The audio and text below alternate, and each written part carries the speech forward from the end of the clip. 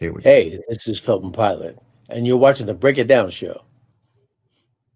Terrific. Felton Pilate, his the distinction of being the coolest person I've ever met, and I've declared that more than once.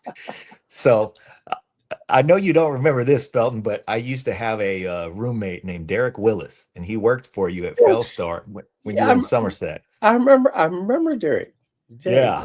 And one day he it was take your buddy to work day, and you let me hang around there and sweep up the floor and whatnot. And when I showed up, I was, I was really excited to meet you, and I walked in, and you shook my hand very, very confidently. And I mean, I was a teenager at the time. I'm trying to, Yeah. be respectful. And you came up, man, and just brought a lot of flash. And you shook my hand and said, "What it is." And I thought, man, I don't know anybody any cooler than that. Yeah, I remember Derek. Derek, Yeah. good man. Good man. So the thing is, if you grew up in Vallejo, as I did for our viewers, there was no way that you could escape the influence, the shadow, the entertainment of Felton Pilate, because you were a figure who not only became world famous out of Vallejo with your band Con Funk Shun, but then you carried on with that success. And I don't mean to downplay that success, because we found inspiration from Con Funk Shun for a whole generation. And then you produced MC Hammer, Right, right. and then became that record was a worldwide sensation, of course. And not only did you have tremendous success with that record, but so much of the Bay Area's music and musicians just were in fact, 15 minutes ago, I was on the phone with Rich Iguan, and he said, man, Richie, yes. Felton was so important to my development, and he was so kind and so nurturing, and just helped me become not only a better musician, but just a better human within my expression of music. So there you go. Wow, wow. I'm gonna have to send him his check, man. That's so kind of him. All right. Yeah, Richie is top of my list of if I were going to put an ideal band together, Richie's one of the top three choices. Yeah. Well, Um, you have put an ideal band together, if you ask me, because Con Funk Shun, after all these years, is as strong as anybody else out there. that is such a blessing, man. Michael and I put it back together in 1993. It's been going strong ever since. There are a couple of changes, Yeah, but we're extremely happy with the lineup that we currently have with Aaron Green on drums, Kurt crazy. Clayton on keyboards, um, Brian Littrell on bass, Ron Motown on saxophone, and of course Mhm. Michael Carl and myself. We're very. Oh, I'm sorry, I And missed don't forget Renee Renee. Escovedo. Renee Escovedo, right? We're Yeah. very very happy. It just actually we just had a group chat a couple of days ago, and I expressed to guys my gratitude. It's an honor and pleasure, hell, just to be hanging out with these guys. Man, isn't that something? You guys were an amazing band in your emergence was in the 70s. And back then, you came out swinging. And when you guys so just to refresh everybody's memory, there was a band in Vallejo, California in the maybe 69 or into the early 70s called Project Soul. Right. And if you were lucky enough to see that band at Dan Foley Park, or somewhere Ah, like that, then you were super, super fortunate. But then you guys moved to Memphis. right. That was in August of 1972. Wow. Um, wow. So the whole story behind that is that we had there was a Stax recording group called the Soul Children, right? And they had a show to do in Oakland, and somehow Project Soul's manager got the gig for Project Soul to be the backup band, right? I hadn't joined the group yet. I still had my group called Second Movement, and Michael borrowed me for to do the concert to play trumpet and extra keyboards, right? So he borrowed me for my band to go to. So we did the show with the Soldier in 1969. They came back to to play in Oakland at the showcase, right? And Michael and I went to the show, right? Um, and we wound up talking to the group's leader. His name was Norman West. So we wound up talking to him after the show, and he's like, "All right, good to see you guys. You know, blah blah blah. Uh, uh, what are you guys doing now?" And I don't remember, but either Michael or I said, "Oh, we're just waiting around to be your backup band." He went, "Really?" He fired his band. I'm not lying. He fired his band, and probably less than a week later, we're telling our parents goodbye, and we're headed out. I mean, you Amazing. know, the Greyhound Super Scenic cruise line. Yeah, we're starting our life in Memphis. It was You guys grabbed your axes and got on a bus. yes, yeah. And so you got out to Memphis. And what was that? What was it like in Memphis? That, I've only been to Stax as a museum. So, Okay. Oh, I went in there and tried to soak it up from the walls. And there was definitely a vibe in there, but I can only imagine. and I'm sure you saw our picture twice Uh-huh. and our names at least once, right? Um, that was a wonderful music education, right? Because at one point, Michael Lewis and I wound up being session musicians over at Stack Studios, right? So we weren't playing in the main room, we were playing in Studio C, where writers would come in and get the demos done for songs that they're writing, right? And so we were getting paid like $10 an hour to for them to express their ideas, and we translate those ideas into a musical form. So we wound up working with some amazing people. Sir Mac Rice, an example, who wrote "It's Cheaper to Keep Her" for Johnny Taylor. Hmm. We did some demos for him. We did some demos for the songwriting team, Carl Hampton and Hover Banks, who wrote songs like "If Loving You Is Wrong." I don't want remember the loving you, Yeah. Luther Engel. Um, they'd written a bunch of songs, so we were actually blessed to be the wound up being the musicians on the song "What Do the Lonely Do at Christmas" for the Emotions. I believe they wound up using what we played on the final On the record. record. Oh, Like, yeah, wow. right.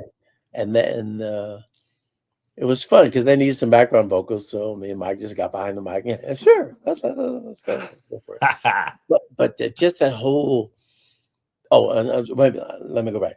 My first time at Stax Records, they walked me into Studio A and they showed me the organ that Booker T played on the sessions. Man, I sat down behind that organ. I was like, oh my god, oh my goodness, it'd be like handing me a guitar that Jimi Hendrix played or something like that. It's hard to describe to you what that felt like. I recognized that I was sitting behind a piece of history. But getting that opportunity to work with the Stax musicians, um, uh, uh,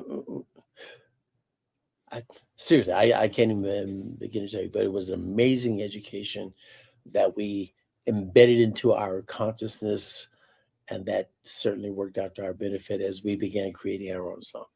Wow. And you were young men. When we left home, I hadn't even turned 20 yet.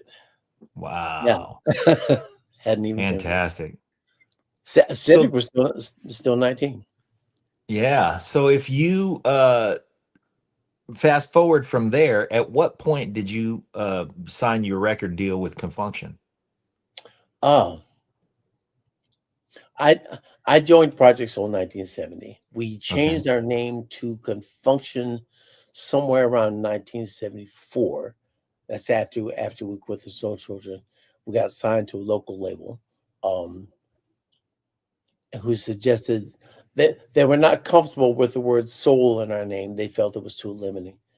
Mm. How interesting that they were okay with funk, but you know.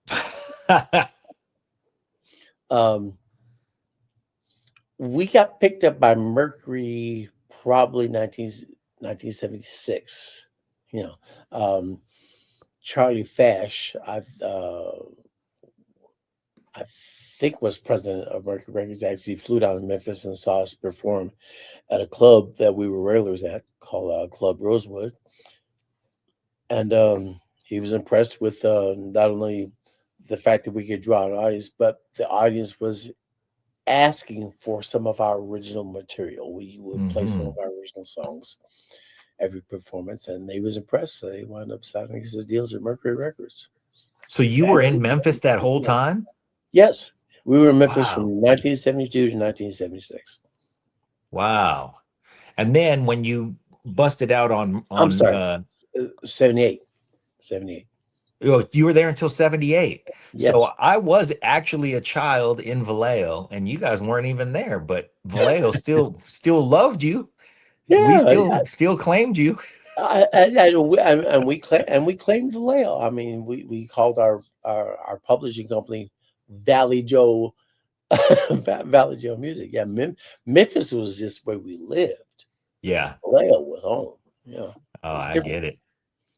So joining the band as a utility player, it wasn't long before uh you were a bona fide part of the lineup. You got on that bus, you went to Memphis, and then you guys really just, man, that was 6 years of Memphis woodshedding. Absolutely, absolutely. Um, After we did that concert with the Soul Children, my group disbanded a year later, and Michael showed up and asked me to join Project Soul. Hmm. Took me all of 3 seconds to say, "Yeah, okay," you know. Um, and that whole experience, as a matter of fact, the learning experience of us touring with the Soul Children as their backup band, and then the 2 years of working as a top 40 band, literally reestablishing ourselves was huge. That was such an amazing experience. We weren't going to go home yet, right? Hmm. But we pretty much had to start all over, establishing ourselves. I mean, we had You're in a just new spent town. 2 years being a backup band for the Soldier, and so we didn't need any recognition. Right. But now, if we're going to literally feed ourselves, it's not like we had a day job. We were dependent on the money that we made from our gigs to support ourselves. And we're relatively new. We wound up getting a booking agent, and we did the college circuit as a top 40 band. Um, Wow. I actually remember doing a showcase, and one of the bands that was doing a showcase was a group called Mother's Finest. Ha. I remember that showcase. I remember watching it, and I'm like, damn, God, these guys are amazing. They should have a record deal. Well, tell me about the time as a top 40 band. What did that do? The conditioning, what was that experience? How did that feed into your future emergence as a Mm. as a as a recording artist or act? As a recording act, okay. The process of being a top 40 band, it has always been my theory. Well, no, our reality, my belief that the biggest compliment that you can get from your audience as a top 40 band is, "Oh, you guys sound just like the record," Hmm. right? And we spent a lot of time dissecting the record to sound like the record, right? Hmm. Um, Good example. At one point, uh, in our house that all nine of us lived at, we only had three records in the house. We had one record for the Soul Children because we had to learn their stuff, and we had the Stylistics' first album and the Spinners album that were both produced by Tom Bell, right? Hmm. And I'm just using them as an example. And for a long time, that's the only two records I listened to. to the point Wow. where on most of the songs, I dissected. I knew what the string parts were. I knew what the horn parts were. I knew what both guitars, one's over here, one's over here. I knew what both guitars were playing. I understood what the acoustic piano was playing versus the electric piano. And so that process of learning about arranging from people like Tom Bell, from people like, Yeah, we masters. played a lot of Earth, Wind& Fire songs. So I was getting a backdoor education, me personally, a backdoor education from producers like Tom Bell, Maurice White, whoever was producing the Ohio Players at the time. Um, James Carmichael, he was producing the Commodores around that time. So that Mm, whole process of learning and dissecting what everyone else was doing to make hit records became part of my, I'm going to call it vocabulary, when it came to producing and coming up with our own stuff. It was a, a great lesson. Yeah, very educational. terrific. Very, Well, very. you've passed it on. I'll say that because a lot of the records that, that I grew up on, you go through that similar process. And, I mean, I'm playing in a club band now Right. and still you're like you said, you got to sound at least as true to the record or maybe you're doing something creative, but first you have to honor the record. Like you got to learn the rules before you bend them. Yeah, So, yeah, right. And yeah. okay. So that whole process of whatever you learned, whatever you had to do to dissect this song, is now part of your vocabulary. And if you need to record something in quote that vein, oh, I've got some tools I can work with already. Very Yeah. much. One of the things I learned from Con Funk Shun Records being a drummer, because, and, Aaron, I mean, you've always had great drummers. I remember when you guys put the band back together, I saw you at the Solano County Fair, you had Darwin Tillery. Yeah. Oh, yes. And, Drummer. and then I've seen you guys uh, throughout it all. And with Aaron, now Aaron he's such an amazing drummer. But the thing I learned from Con Funk Shun Records is, sometimes it's your turn to shine, and sometimes you need to play the song. Yeah, you need to provide the base to put the candle on. Yeah. They the you know Right. You don't yeah. put crown molding on the foundation. Right. And so Lewis McCall, our original drummer, had that down to a T. I mean, Hmm. that in pocket thing. And I'm going to assume that part of that came from our working at Stax Records as a studio musician, right? If you're all about fluctuating time or all about showing what you can do on the drums, you're not going to work well as a studio musician, Yeah. right? Yeah. You know. So Terrific. we were very, very blessed to have that. It worked out very well in the songs that we recorded. Uh, Big contribution to our hits. We're very blessed to have that. Well, I would love to continue to break down Confunction, but I'm going to fast forward you a little bit because at some point, Confunction's popularity, like all bands, had started to wane, and then you guys had a well, I'm not sure exactly how, the dissolution of the band happened, but you re-emerged as a producer Yeah, with an enormous record by MC Hammer. it did all right. Yeah. Yeah. um, James Early. Let me do a big shout out to James Early. James Early and I did the production work for MC Hammer's first two albums. Hmm. The first one had the single "Let's Get It Started" and "Turn This Mother Out." Um, the second album, "Please Hammer Don't Hurt Him," featured the song "You Can't Touch This" and "Pray," and a couple other singles. Hmm. Um, James initially started working with me as my assistant engineer at Felstar Studios on Sonoma Boulevard in Vallejo. Um, That building And that you were in, is that the building just before Tennessee Street if you're headed towards no, no, Felstar Studios was you're talking about what used to be the old Melody Club. yeah, Yeah, if you're heading north on Stone Boulevard, right. It's the just first before big Tennessee tall Street. building that you see on Sonoma Boulevard, if you're heading north past Tennessee Street, that used to be the Melody Lounge. Our manager, Joe Connors, owned um, that building. As a matter of fact, to the side of it used to be his record store. Okay.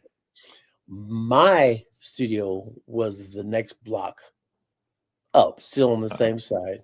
okay. Um, as a matter of fact, it was like it was a storefront with an apartment above us. As a matter of fact, past a certain time, if we got too loud, we'd hear a broomstick knocking on From the apartment. on the floor. Yeah.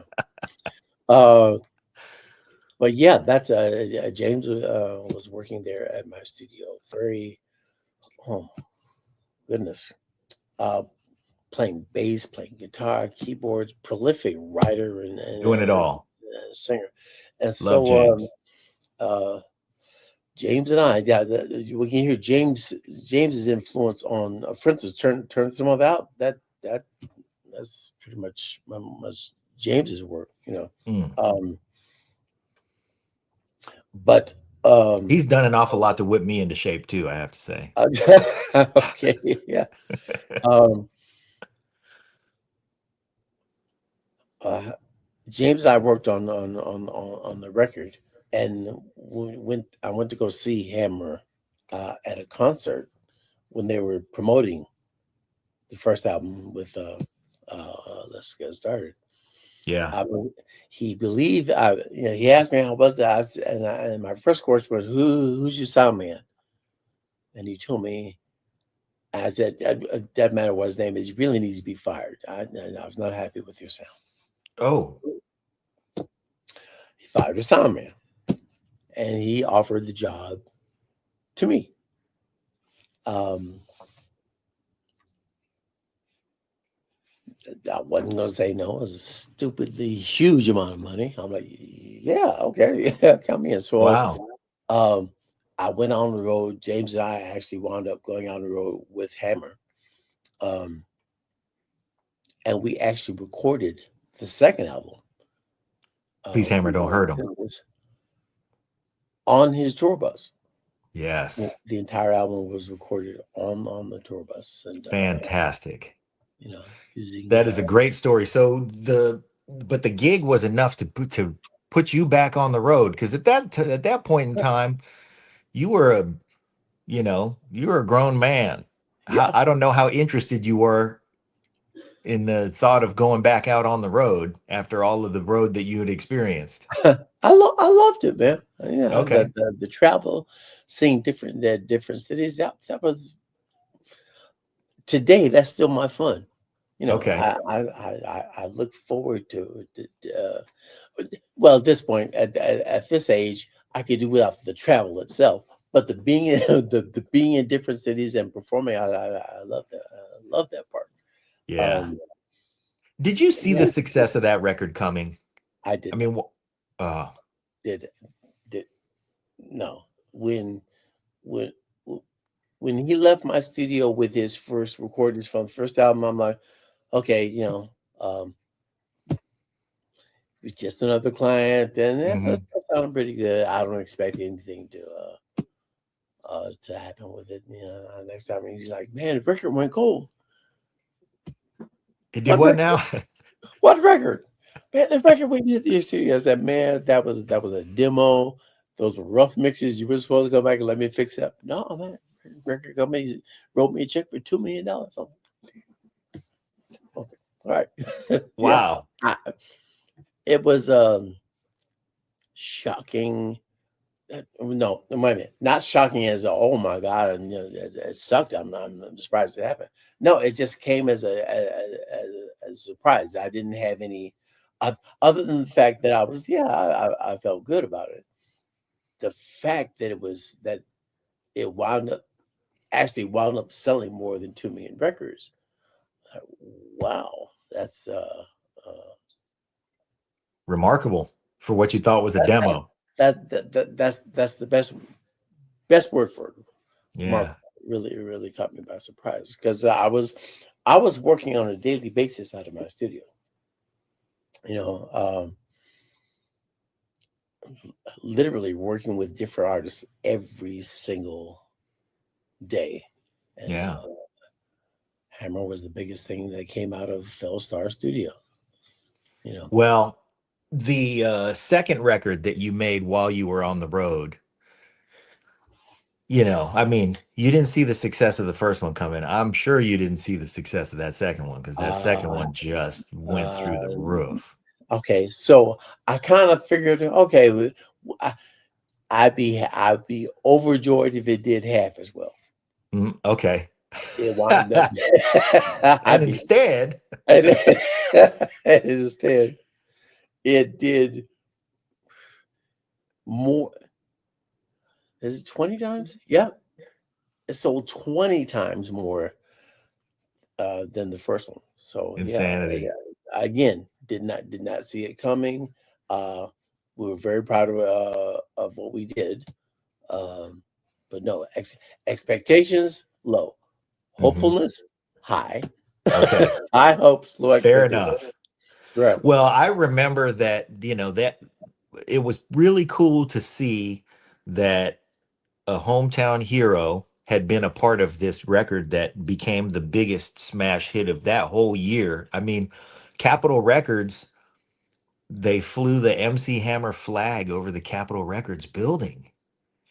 And that was a great big deal. It was like, okay, now we know whose house this is. And to know that, that record really just came out of the Bay Area, but specifically, that you had produced all of these great big hits that we could not escape. You couldn't walk past if the weather was nice, that record was, you could hear it coming out of people's backyard.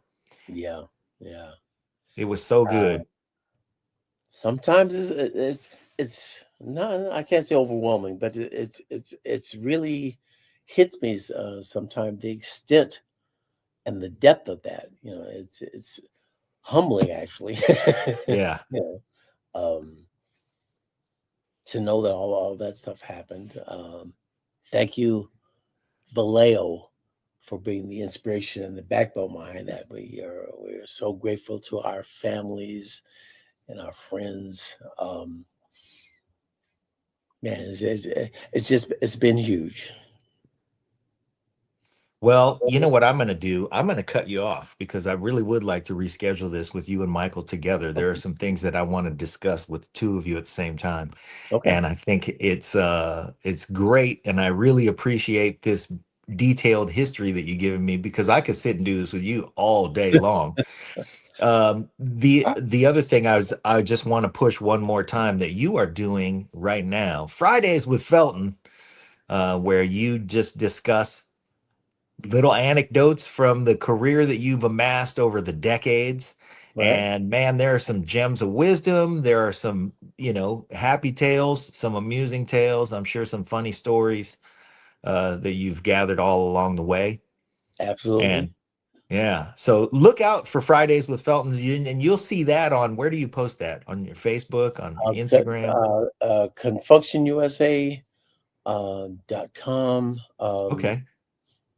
or And I'm sure it's your people are or it's chopping it up and making TikToks out of it and all of that business. all right or it's confunctionforreal.com. I can't remember. I'm getting Okay. old. Well, hey, well, that's not your job. Your job is to make the music. So, and again, I tip my cap to Confunction for being not only, the foundational band for all of the musicians in this area. We have such a debt of gratitude for doing that for us, but also for continuing to be the band that goes out and whoops all the other bands. You I mean, know, I've seen all the legacy acts, man, and some of them are, you got to give them a little grace because of the nostalgia. You don't have to give Confunction an inch because they kick the door down and they're going to deliver it to you right in the chest. So, we along those lines. We just did a show with the Commodores the Oh boy. Ohio Players, Lakeside, the Daz Band, Uh-huh. and Larry D of the Barcades. It was like family day. It was Yeah. like family day because we had toured Especially the the network. Barcades, huh? Yeah, right, right. They were like our big brothers in Memphis. You know, at one point, right before I got signed, we in the Barcades were working at top 40 clubs Hmm. together. One in specifically called the Family Fair on Lamar Avenue in Memphis. They would do a set, and then we'd walk up, we plug into the same amps, and then we'd do a set. Come And on. then we walk off, they walk in, plug in, they do a set. It was, I mean, oh man. And I had a chance to actually work with the Barcades. I wound Mm. up playing synthesized bass on um, Holy Ghost, Okay. and and had a chance to sit with them and watch them work in the studio with their producer. And I'm sorry, his name escapes me right now, but yeah, they were a big part of it. I know that we were very influenced watching the Barcades on stage at Wattstax. Yeah. Folks who need to catch that, if look it up on YouTube. The Barcades at Wattstax and their performance, their uniforms, their energy. We can function well. Project Soul for that. We took that to heart. We want that energy to be our energy. Yeah. Fantastic. All right. I'm gonna hit this stop button. Thank you, Felton. Thank you, Hang man. on for a second. See you next time.